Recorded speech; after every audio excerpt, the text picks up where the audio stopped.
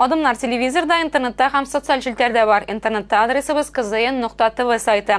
Uzğan çıxarılışını 100-dən artıq kişi şundan qorağan. Sosial şiltlərdə proqramı VKontakte'da. Bizə qoşulurğa mümkün.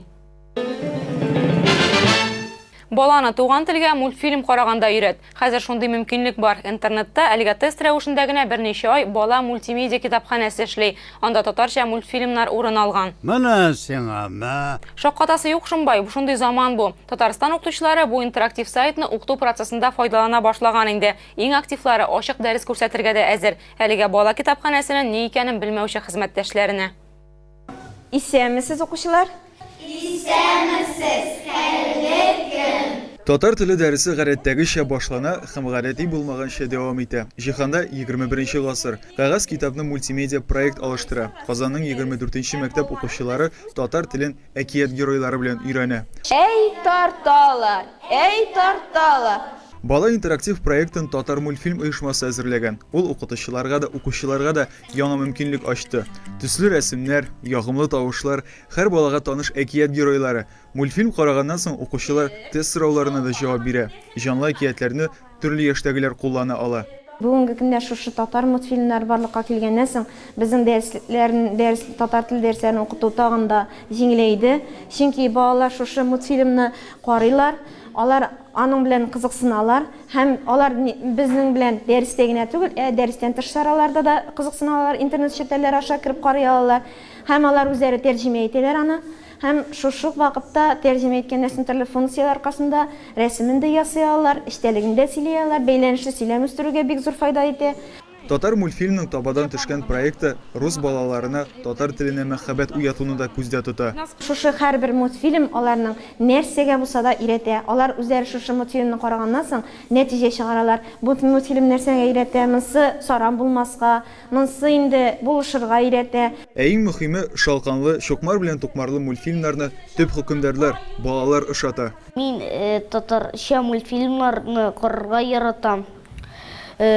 Ул мультфильмнар миңа бик ошый.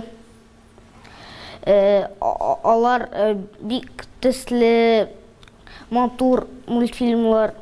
Проект авторлары әкият геройларын җанландыру белән генә шикләнмәгән. Укытучылар арасында конкурс оештырган. Төп шарт татар теле дәресен мультфильмнар ярдәмендә үткәрү. Татар телендә генә түгел, башка дәресләрдә дә куллану бу программаны. Бу проект инде аякка басып, кулланучылар арасында мәхәббәт яулап алды.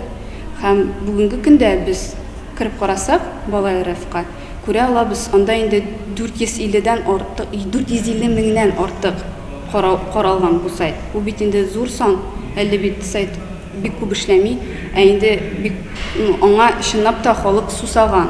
Әкияткә таянып балаларны татарчага иң оста итеп сабада өйрәтәләр.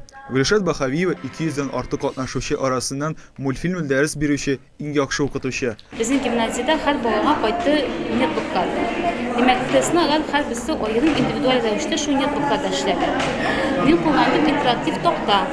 Бала чыга, аңлашылмаган сүзен билгели, яза, аны татып китерә, зурайтып күрсәтәбез, рәсемен зурайтабыз. Кукмарадан килгән укучы Дилә Хәсәнова да мультфильмлы дәресләрне бар яхшы яктан гына телгә ала. Миңа иң ошаган мультик «Өч кыз» дигән. Анда әнине хөрмәт итәргә өйрәтәләр. Әниләрне аяк астында җәннәт диләр. Шул мультик әниләрне хөрмәт итәргә, әниләрне яратырга өйрәтә. Татар теленең яңа баскычка күтәрелүенә Мәгариф һәм фән министрлыгында да сөенәләр. Балалар өчен әсәрләр Абдулла Алиш, Абдулла Тукай әсәрләре бит инде киң чагыла. Әлеге яшерен түгел, бүгенге көндә ирекле сатуда бу китаплар әле ул бик җитәрлек дәрәҗәдә түгел. Шуңа күрә һичшиксез бу проектның булуы, бу әсәрләрнең киң аудиторияга барып җитү, мәктәпләргә, укучыларга, ата-аналарга барып җитү әлбәттә бик мөһим. Татар мультфильмлары бер урында гына торырга җыенмый. Туган телдәге мультфильмнарны заман гаджет планшетларына тутырмакчылар.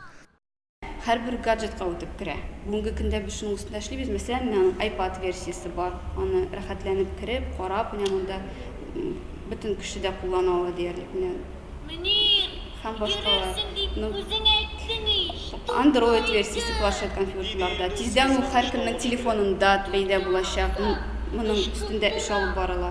Берәүләр киләчәкне гаджетлы итеп күз аласа, Мәгариф министрлыгына киресенчә, кагаз китапларның язмышы өчен борчылмыйлар. Кагаз китапларны, рәсемле китапларны мультимедиа проектларына алыштырып бетерә алмас дип уйлыйм мин. Чөнки балага иң беренче тактиль балага китапка урыну кирәк бит инде шулай бит. Аның белән кызыксыну, битләрен ачу, рәсемнәрне карау, кулы белән төртеп күрсәтү, шундай берләр кирәк.